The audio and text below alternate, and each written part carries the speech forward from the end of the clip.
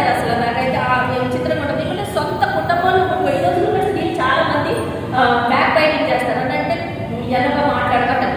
అసలు స్త్రీలు అంటారు కదా, పాతకాలం అయితే నేను చిన్నతనం వినేవాళ్ళు, ఇద్దరు ఆడపడుచులు ఎక్కడ ఉంటున్నట్టయితే వాళ్ళు ఖచ్చితంగా గుసగుసలు ఉంటాయి అనమాట. వాళ్ళు సైలెంట్ కూర్చోలేదని ఒక అరగంట ఇక్కడ ఇద్దరు ముగ్గురు ఆడవాళ్ళు ఒక దగ్గర కూర్చోబెడితే ఖచ్చితంగా వేరే ఆడమనిషి గురించి వీళ్ళు తెలుగులో ఉంటారు చాడీ చెప్తారు అట్లా. కానీ దేవుడికి అసలు చాడీ చెప్పేది అసలు పాపం, అది పాపము, దానివల్ల వచ్చేది శాపం. అది మానుకోవాలి. చాలా మనం దాన్ని లైట్ తీసుకుంటామా, ఏముంది చాడీ లేక ఆ గురించి వాళ్ళు ఏదో వింటున్నారంటే మనము మాట్లాడేటప్పుడు మనం మనుషులు వినరు, దేవుడు వింటాడు. నువ్వు ఎవరి గురించి మాట్లాడుతున్నావో ఖచ్చితంగా వాళ్ళ గురించి వాళ్ళు నీ కళ్ళ ముందే దీవించబడతారు. కానీ నీకు శాపం తగ్గుతుంది. సహోదరి మనం చాలా జాగ్రత్తగా ఉండాలి. మనం ఇలాంటి చిన్న చిన్న ఈ గోసిపింగ్లు గిసిపింగ్లు అలవాటు అయిపోయింది. కానీ గోసిపింగ్ అనేది కూడా ఒక పాపం అనేది కూడా మనం తెలుసుకుందాం. మనం సహోదరి గురించి చూద్దాం, స్త్రీ గురించి తెలుసుకుంటాము. ఈమె ఏం చేసింది? చదువుతుంది. ఎవరిలో చదువుతుంది? వాళ్ళ మోషే మీద చదువుతుంది. మిరియాం చదువుతుంది. మోషే మీద ఏమనేది పూజ చేసేస్తారని వివాహం చేసుకున్నాడు. సొంత ఆమె ఎందుకంత అసూయ స్వభావం వస్తుంది అంటే ఈమెకి అసూయతో పాటు సొంతం కొనడం అనేది వచ్చేది. ఫస్ట్ ఇళ్లలో ఏమొచ్చిందనంటే అసూయ స్వభావం అనేది వచ్చింది. అది స్త్రీలలో రాదు. అసూయ తర్వాత ఈ సొరగటం, వేరే గురించి బ్యాక్ బైటింగ్ అనేది ఇప్పుడు ఇది పాపం, చాలా పాపం అయినది. అదేవిధంగా దేవుడు మోషే గురించి ఏం చెప్తున్నాడు? ఒక మాట చెప్తాడు, సాత్వికుడు. ఏమంటున్నాడు మోషేని? సాత్వికుడు అని అంటాడు. ఈ భూమి మీద అంతటి మీదనే సాత్వికుడు అయినాడు అని అంటాడు మోషే. దావీదుని ఏమంటాడు? దావీదుని నా హృదయాన్ని సాడాడు. అంటే ఒక్కొక్కరికి ఒక పద్యం ఇచ్చాడు.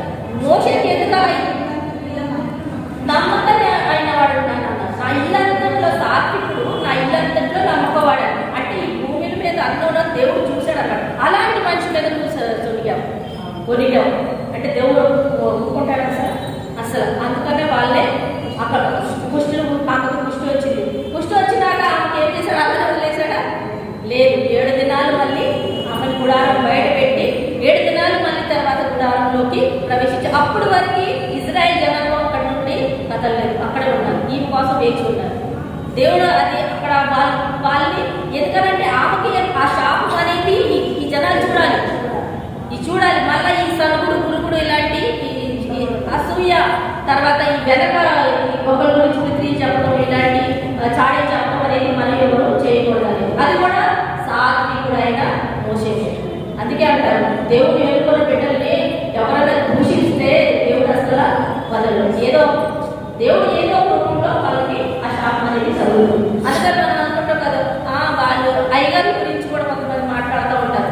దేవుడు మనకి తెలియదు ఆ అయ్యగారిని దేవుడు ఎన్నుకున్నాడు, ఆ అయ్యగారు దేవుడికి ఇష్టకరం. మనం కూడా వెనక తెలిసి తెలియకుండా వెనక గురించి మాట్లాడి అయ్యగారు అమ్మగారి గురించి మాట్లాడితే కనుక మనకి శాపం కూడా రావచ్చు. దేవుడు అంటే దైవజనుల గురించి మనము వాళ్ళ గురించి అట్లా అలాంటి మాటలు పలుకుతున్నామేమో. సహోదరి మనం చాలా జాగ్రత్తగా ఉండాలి. అలా మనం ఎందుకంటే మనం చూస్తున్నాం కాబట్టి ఇలా జరిగింది. సో మనం ఈ సంఖ్యాకాండం 12లో మనకి మొత్తము ఈ సంఘటన అంతా మనం చూస్తాం. చదివితే టైం ఎక్కువ అవుతుంది, కానీ మనకి తెలిసిన సంఘటనేగా వాళ్ళు ఎట్లా జరిగింది ఏంటి. తర్వాత వచ్చి కానీ క్షమాపణ ఎవరు అడిగితే ఇచ్చారు? దేవుడు మోషేని అడిగాడు. అంటే సాత్వికుడు కాబట్టి ఆమె వాళ్ళని క్షమించడానికి ఇష్టపడ్డాడు. అదే ఆమె కుష్టుతో వేరే వదిలేశాడా? లేదు. సాత్వికుడైన మోషే దేవుడిని ఎన్నుకున్నాడు. దేవుడు మోషేని ఎన్నుకున్నాడు. మోషే దేవుడు ఎన్నుకున్నాడు. దేవుడే మోషేని ఎన్నుకున్నాడు. అందుకే సాత్వికుడయ్యాడు. నేనే కొంతమంది గొప్పగా ఉన్నారుగా ఈ రోజులలో, ఎంత పెద్ద పెద్ద మీటింగ్లు గొప్పగా వాళ్ళే డబ్బా కొట్టుకొని చేసుకుంటారు కదా పెద్ద పెద్ద వాళ్ళ సొంత డబ్బాలు కొట్టుకొని వాళ్ళ సొంత.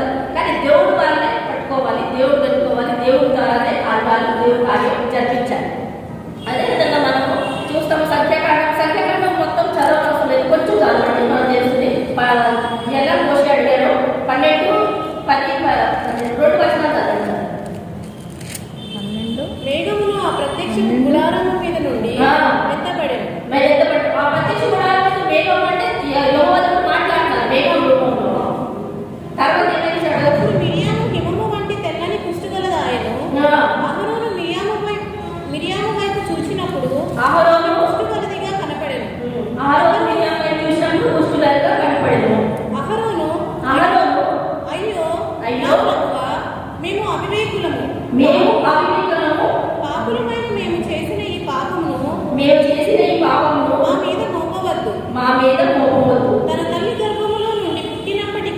తన తల్లి గర్భంలో పుట్టినప్పటికే సగము మాంసము క్షీణించిన శిశువు శవము వలె అంటే ఆమె చర్మాన్ని తెలిసి చెప్తున్నాడు, ఎలాంటి అంటే పోలుస్తున్నాడు అనమాట.